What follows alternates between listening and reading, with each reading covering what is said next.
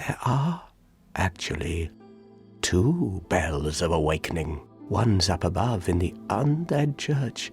The other is far, far below, in the ruins at the base of Blighttown. Every kingdom has a dumping ground, the secrets and the sewage pool at the deepest depths far below the royal and public eye. The disposed and the rotted find their way to this new kingdom, built from the stench of the corruption above. Perhaps a new way of life could be built from this dank swamp and rotted wood. Maybe the denizens who live in this rickety village are the true nobility of Lordran. Blighttown, in my view, remains the most impressive and thematically rich swamp location in the FromSoft Souls series. It not only serves as an engagingly difficult level, but a representation of the societal tension found within Lordran. Blighttown is the king of swamp levels, adding to the many reasons why Dark Souls 1 still matters.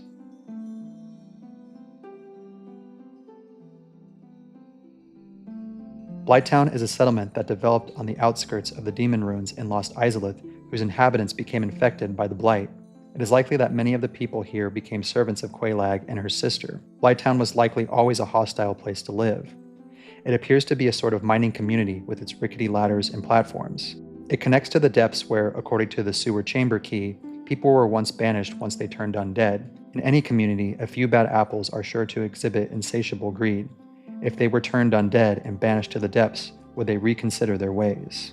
The mining aspect is further supported by the platforms that hug stone walls and tunnels dug into the side of the cliff.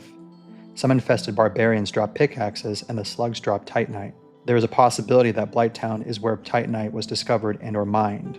It is also worth noting that the aqueducts from the depths drain their water into Blighttown. According to the Blighttown key, even those banished to the depths were wary about Blighttown. As its name suggests, Blighttown is a place of great pestilence. Even the polluted inhabitants of the depths are aware of its dangers, and built this mighty door in the hopes that they could remain safely separated. Somewhere in this swampy area, Quelana of Izalith wanders.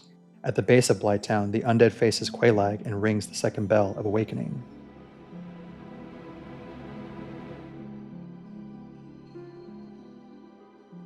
Blighttown is one of the examples of where the level becomes the real challenge instead of the boss of the zone. This location is incredibly treacherous with the rickety platforming, poison-based enemies, and labyrinthian mapping. Simply running through the level for most players won't be successful.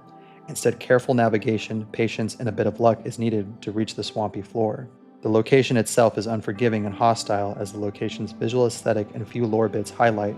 A cool feature of this level is the multiple points of access. Players will typically approach this zone through the large gate in the depths, but they can also find another path through New Londo and the Valley of Drakes if they have the Master Key in their possession. The latter route is a much easier point of access, which is why many speedrunners will run the Thief as a starting class or select the Master Key as their starting gift.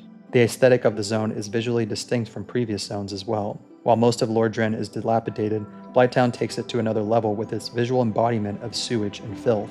The denizens and the very town itself are decaying and writhing in the filth left by the world above. It's a toxic cesspool on top of already being in a state of decay like the rest of the kingdom above. This is also showcased through the frequent poison and toxic-based enemies. The infamous blow dart enemies can snipe the player from afar, giving them toxic poison, a much more deadly version of regular poison. Being infected with toxins can eat away at the player's Estus while enemies close in around them on the tricky platforming. All of these factors produce one of the most difficult levels in Dark Souls 1 and perhaps FromSoft Souls games as a whole. It makes for a memorable experience for better or worse.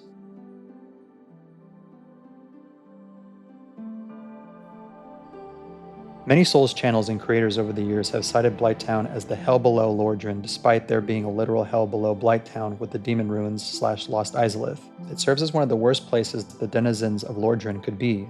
It also serves as a juxtaposition to the splendor of Anor Londo. Where there is a shining city above, there is a writhing cesspool below. Blighttown leaves that memorable impression of the lands becoming more oppressive the further down one travels. It represents our common notions of hell or the underworld described in many religious beliefs. Yet it might be one of the most honest places in the kingdom. It's raw and real, whereas Anor Londo itself is a lie and is even darker and lonelier than Blighttown. Blighttown in many ways represents the truth of Lordran and the world at large. Here the enterprise and the industry, in this case being mining, was exploited and used as the literal dumping grounds for the rest of the kingdom.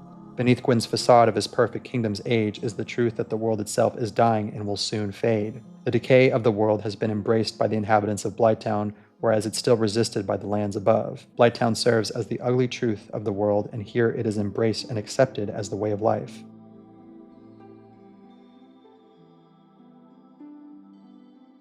In my view, Blighttown holds the title as the best swamp in FromSoft Souls games. It is difficult to traverse, has enemies that inflict deadly status effects, and of course gives the player the famous slow walk through the thick swamp. This trope has been reused throughout the games, and Blighttown is the best iteration of the Poison Swamp in my view. It not only serves as a difficult area, but has a better presentation aesthetically and philosophically than other swamps for the reasons discussed earlier. It feels less tacked on than other swamps and serves a strong thematic purpose.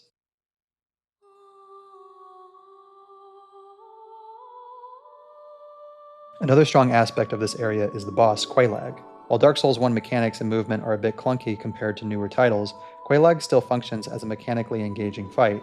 The fight promotes area awareness with the lava pools spewing from the spider, encourages positioning to avoid Quelaag's sword swings, and looking for telegraphed attacks with the AoE move she has. It promotes a lot of learning with the combat involved and has great lore behind it when players discover Quelaag was only helping her dying sister. This fight, in my view, has all the great foundational elements that make for a great fight in any FromSoft Souls title.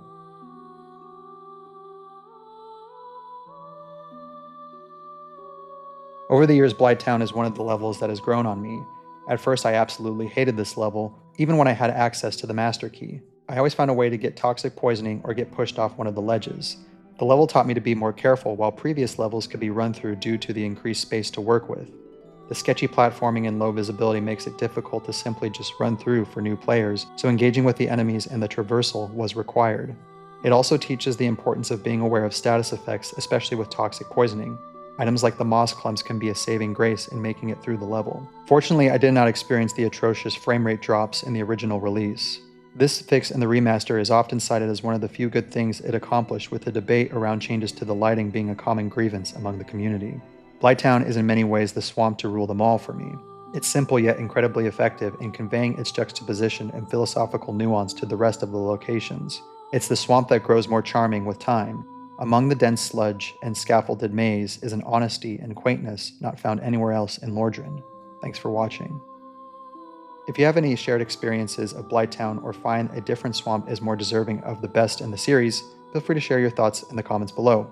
If you like my takes on Souls games and other video game titles from time to time, consider subscribing to the channel as well as giving the video a like if you got something out of it. Thank you for watching, and on your next visit to Blighttown, be sure to grab a dung pie as a souvenir. Take care.